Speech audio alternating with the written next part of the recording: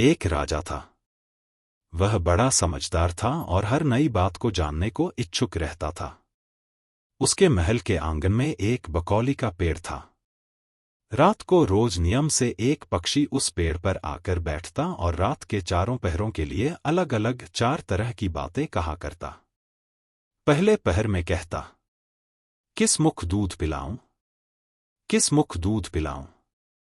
दूसरा पहर लगते बोलता, ऐसा कहूं न दीख, ऐसा कहूं न दीख। जब तीसरा पहर आता तो कहने लगता, अब हम करबू का, अब हम करबू का। जब चौथा पहर शुरू होता तो वह कहता, सब बम्मन मर जाए, सब बम्मन मर जाए। राजा रोज रात को जागकर पक्षी के मुख से चारों पहरों की 4 अलग अलग बातें सुनता। सोचता, पक्षी क्या कहता, पर उसकी समझ में कुछ न आता। राजा की चिंता बढ़ती गई। जब वह उसका अर्थ निकालने में असफल रहा तो हारकर उसने अपने पुरोहित को बुलाया। उसे सब हाल सुनाया और उससे पक्षी के प्रश्नों का उत्तर पूछा। पुरोहित भी एक साथ उत्तर नहीं दे सका। उसने कुछ समय की मुहलत मांगी और चिंतित होकर घर चला आया। उसके सिर में राजा की पूछी गई चारों बातें बराबर चक्कर काटती रहीं। वह बहुतेरा सोचता, पर उसे कोई जवाब न सूझता। अपने पति को हैरान देखकर ब्राह्मणी ने पूछा, तुम इतने परेशान क्यों दिखते हो? मुझे बताओ, बात क्या है? ब्राह्मणी ने कहा, क्या बताऊं? एक बड़ी ही कठिन समस्या मेरे सामने आ खड़ी हुई है। राजा के महल का जो आंगन है, वहां रोज रात को एक पक्षी आता है और चारों पहरों में नितय नियम से 4 अलग अलग बातें कहता है। राजा पक्षी की उन बातों का मतलब नहीं समझा तो उसने मुझसे उनका मतलब पूछा। पर पक्षी की पहेलियां मेरी समझ में भी नहीं आती। राजा को जाकर क्या जवाब दूं, बस इसी उधेड़ बुन में हूं। ब्राह्मणी बोली, पक्षी कहता क्या है? जरा मुझे भी सुनाओ। ब्राह्मणी ने चारों पहरों की चारों बातें कह सुनाई। सुनकर ब्राह्मणी बोली, वाह, यह कौन कठिन बात है? इसका उत्तर तो मैं दे सकती हूं। चिंता मत करो। जाओ, राजा से जाकर कह दो कि पक्षी की बातों का मतलब मैं बताऊंगी। ब्राह्मण राजा के महल में गया और बोला, महाराज, आप जो पक्षी के प्रश्नों के उत्तर जानना चाहते हैं, उनको मेरी स्त्री बता सकती है। पुरोहित की बात सुनकर राजा ने उसकी स्त्री को बुलाने के लिए पालकी भेजी। ब्राह्मणी आ गई। राजा रानी ने उसे आदर से बिठाया। रात हुई तो पहले पहर पक्षी बोला, किस मुख दूध पिलाऊं, किस मुख दूध पिलाऊं।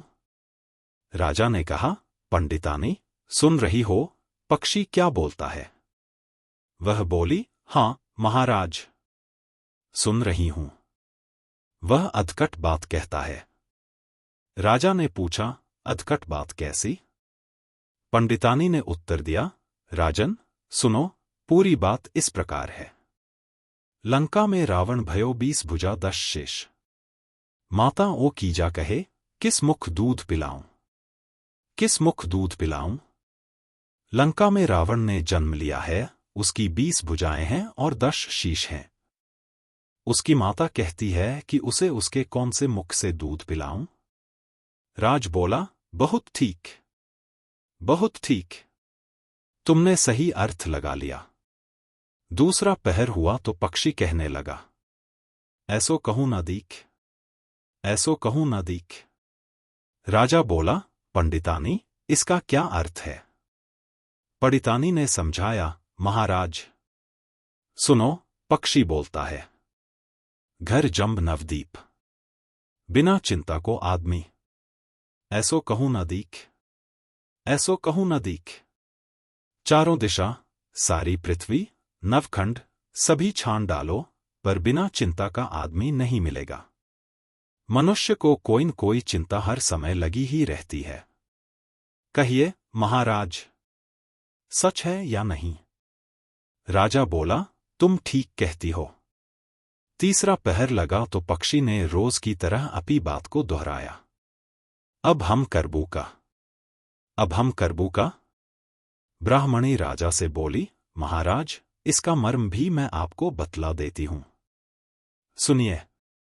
5 वर्ष की कन्या साठे दई ब्याह, बैठी करम बिसूरती, अब हम करबू का। 5 वर्ष की कन्या को 60 वर्ष के बूढ़े के गले बांध दो तो बेचारी अपना करम पीट कर यही कहेगी, अब हम करबू का, सही है ना महाराज? राजा बोला, पंडितानी, तुम्हारी यह बात भी सही लगी। चौथा पहर हुआ तो पक्षी ने चोंच खोली, सब बम्मन मर जाए। तभी राज ने ब्राह्मणी से कहा, सुनो पंडितानी, पक्षी जो कुछ कह रहा है, क्या वह उचित है? ब्राह्मणी मुस्काई और कहने लगी, महाराज, मैंने पहले ही कहा है कि पक्षी अधकट बात कहता है। वह तो ऐसे सब ब्राह्मणों के मरने की बात कहता है। विश्वासंगत जो करे सुरा मांस जो खाए, बिना सपरे भोजन करे वह सब बम्मन मर जाए। जो ब्राह्मण वेश्या की संगति करते हैं, सुरा और मांस का सेवन करते हैं और बिना स्नान किए भोजन करते हैं, ऐसे सब ब्राह्मणों का मर जाना ही उचित है। जब बोलिए, पक्षी का कहना ठीक है या नहीं?